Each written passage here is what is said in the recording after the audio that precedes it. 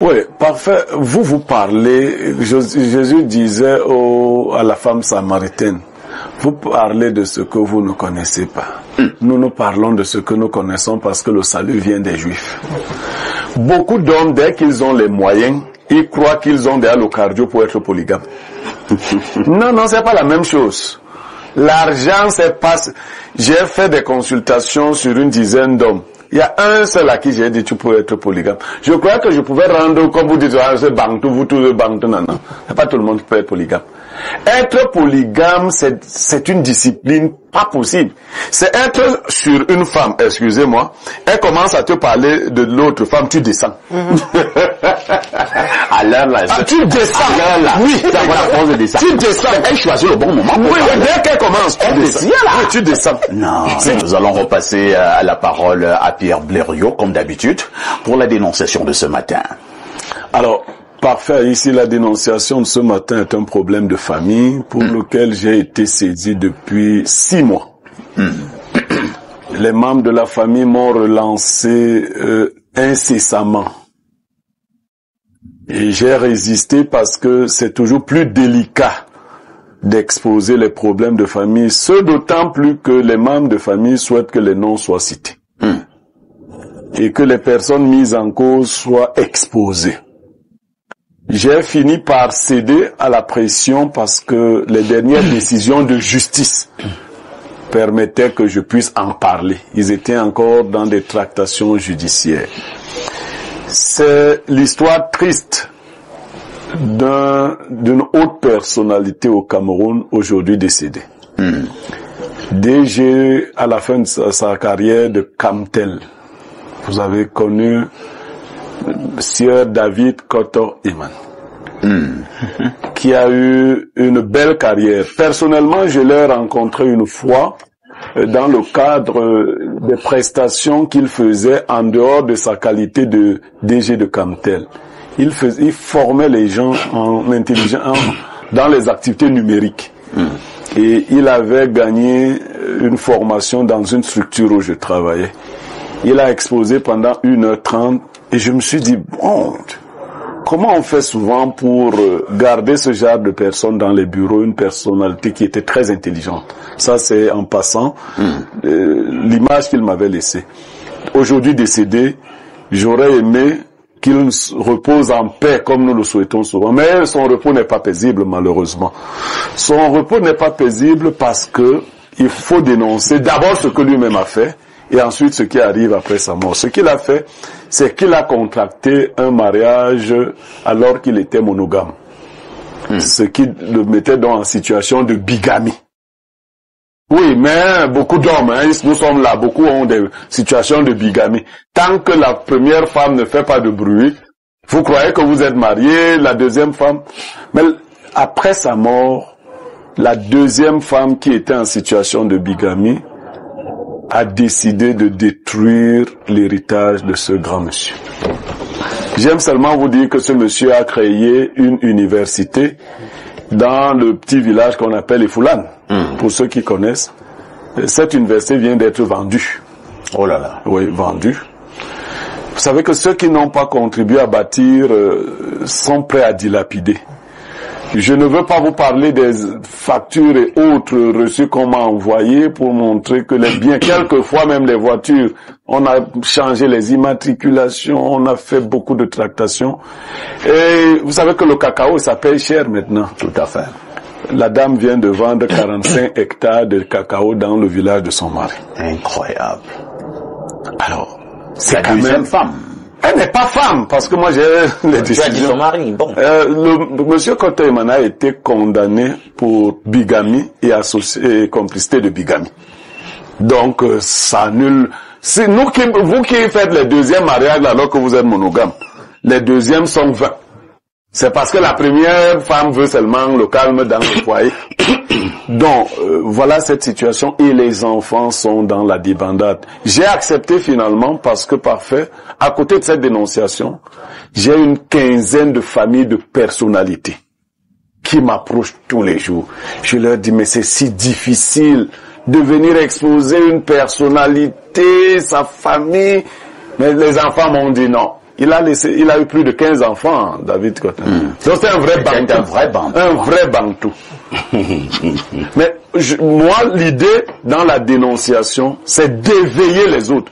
Si je prends sur moi de citer le nom, surtout aussi parce que les enfants et la justice ont déjà fait leur travail, mais c'est pour que les gens voient jusqu'à quel niveau ça n'épargne personne. Tant que vous êtes vivant et fort, vous croyez tout contrôler. Mais quand vous tombez, ça peut aller dans tous les sens. Merci Pierre Blériot pour cette dénonciation. Alain Ndok, les biens de la terre, les biens éphémères de la terre, s'en accaparer, les universités, les voitures, vendre une quarantaine d'hectares de cacao, ainsi de suite. Alain Ndok, lorsque tu meurs, est-ce que tu pars avec cela? Première question. Deuxième question, une dame qui se comporte de la sorte, est-ce qu'on ne peut quand même pas voir qu'elle est un tout petit peu méchante? Parce qu'à côté, on vous dit que Monsieur le DG Nkoto-Emmanuel a laissé 15 enfants qui sont pratiquement dans la misère.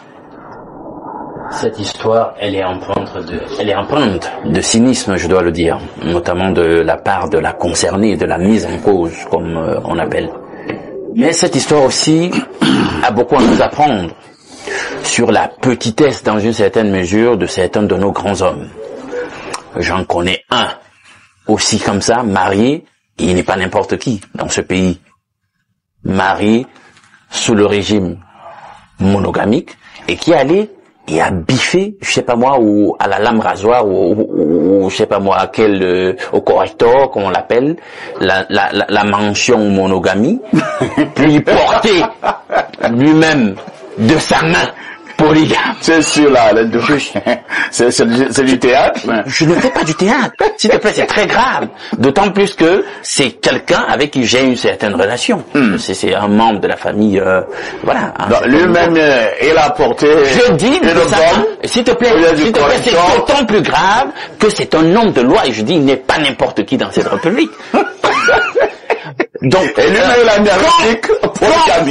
quand les charmes de la concubine commencent à vous enivrer, mais c'est grave, on perd la raison.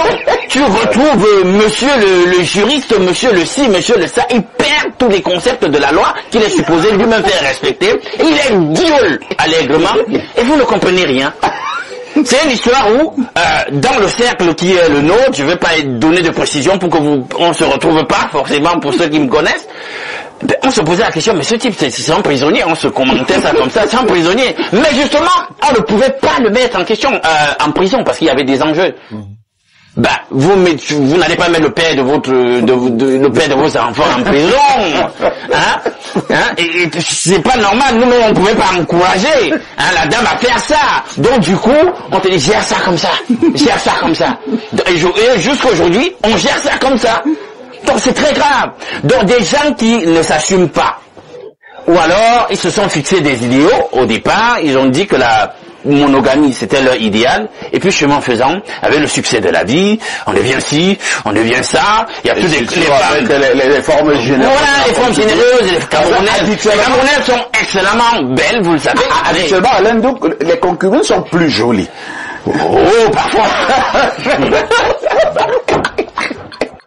Donc, on voit comment des gens n'ont pas assez de personnalité pour recadrer celles qu'on appelle les femmes du dehors, comme au quartier, pour te dire, écoute, tu as du charme, tu es tout ce que tu as comme attribut, tu es ce que tu es, mais vraiment, il se trouve que je suis coincé quand même. Je suis déjà pris, et encore que, j'ai signé sous le régime monogamique. Maintenant, c'est à toi de voir si au-delà des petits cadeaux, dû au fait que je suis quand même assez opulent, que je t'offre, le style de vie, le standard que je t'offre, si tu vois que tu peux gérer ça, tu gères. Mais si tu ne peux pas gérer, sache que je suis marié, j'ai une famille, il faut avoir assez de personnalité pour gérer les choses de cette façon. Maintenant, je suis dépassé parce que je me pose la question de savoir, est-ce que le monsieur quand même n'a pas un testament? Comment cette dame est arrivée à avoir autant d'épaisseur s'il avait fait ce qu'il faut au niveau des dispositions testamentaires? Il aurait dit, tel après ma mort, à ça, j'exerce tel aspect de la vie, de l'économie domestique, etc. Il n'y aurait pas ce tintamarre. Ce débâcle, quoi, on dit. Alain Do, calmez-vous. C'est pas pourquoi vous êtes si nerveux ce matin, que ce soit Audrey, que ce soit Alino. Jeanne Vendor, c'est une femme qui est mise en exergue ici, mais d'une manière un peu bizarre. Elle a tout pris et elle n'a rien laissé aux autres. Est-ce que c'est bien? Parfois, ici, les femmes, je le dis toujours, bien qu'elles me lanceront des pics, elles ont des mentalités d'oiseaux. À qui? Oui. Je le dis toujours, quand vous n'avez pas travaillé quelque chose, ne vous accaparez pas, parce que ça ne vous appartient pas. Vous savez, les deuxièmes bureaux sont capables de vous dire que la femme qui est à la maison là ne ressemble à rien du tout. Moi, je en suis capable. Mais quand vous allez la mettre à la maison, vous allez voir. Elle va vous montrer de toutes les couleurs. Vous ne pourrez plus vous exprimer. Vous allez vous asseoir dans un coin et dire que ouais, je suis même allé chercher quoi comme ça. Sur la problématique du jour, lorsqu'on parle de Kotoeman, c'est quelqu'un que j'avais regardé du côté de Maïchum Komo. Il habitait là-bas. Un beau matin, une histoire bizarre est sortie, comme quoi on avait retrouvé le feu au niveau de sa veste. C'était une histoire qui se racontait. Le feu? Au niveau de sa veste. Le feu comment? Il faisait à la magie. C'est ce qu'on racontait les ce sont les choses que les gens racontent au quartier. Mais lorsqu'on dit feu au niveau de sa veste, on parlait de cette petite tisa. C'était de ça, donc c'était une métaphore. Donc on disait qu'il y avait le feu au niveau de sa veste. Vous dites quoi? Là, la petite alors, elle absorbait tout. Donc c'est une histoire que je connais, mais je ne savais pas qu'elle était si grave que ça. Les femmes qui s'accaparent, parfois, ce sont les femmes qui ne savent pas travailler. Lorsque vous connaissez comment transpirer, chercher de l'argent, vous ne pouvez pas aller dans une famille avec un titre de voleuse de mari. Vous commencez à vous accaparer des biens d'une dame qui a travaillé. Et si cette femme réfléchissait, elle pouvait se poser la question, pourquoi est-ce que la première dame ne chauffe pas, comme on le dit au quartier? Elle ne parle pas, parce qu'elle, c'est une femme qui est bien mise, bien structurée. Mais vous savez, les deuxièmes bureaux aiment le bruit. Parfois ici.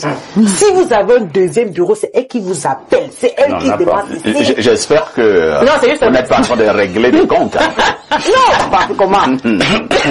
Parce que c'est comme si tu as une dent contre le deuxième bureau. Tu parles avec trop d'émotion. Je n'aime pas les deuxièmes bureaux.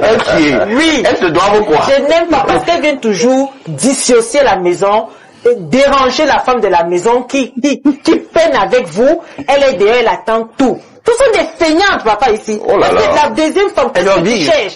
Elle doit vivre, mais quel travail? Quel travail? Et les hommes aussi, assumez vos statuts.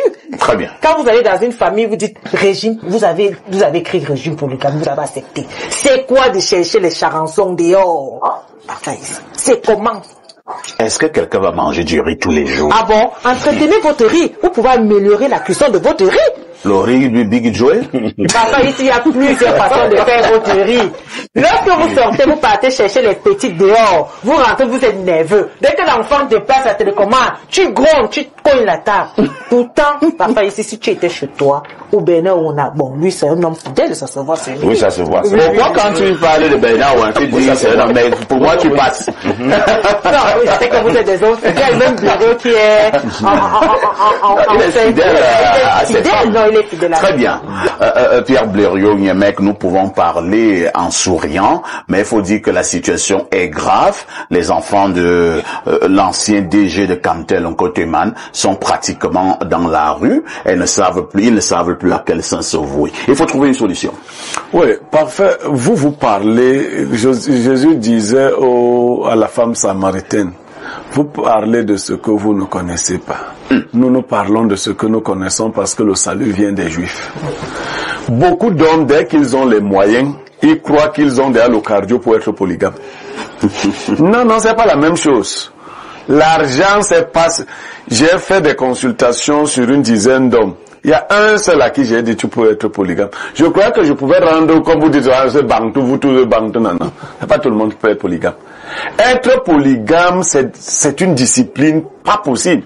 C'est être sur une femme, excusez-moi, elle commence à te parler de l'autre femme, tu descends. À l'heure là. Tu descends. Oui, tu descends. Elle choisit le bon moment. Oui, dès qu'elle commence, tu descends. Oui, tu descends. Non. Si tu ne peux pas faire ça, tu ne peux pas être polygame. Il faut d'abord finir. Non, finis quoi? On finit d'abord. Voilà, donc vous ne pouvez...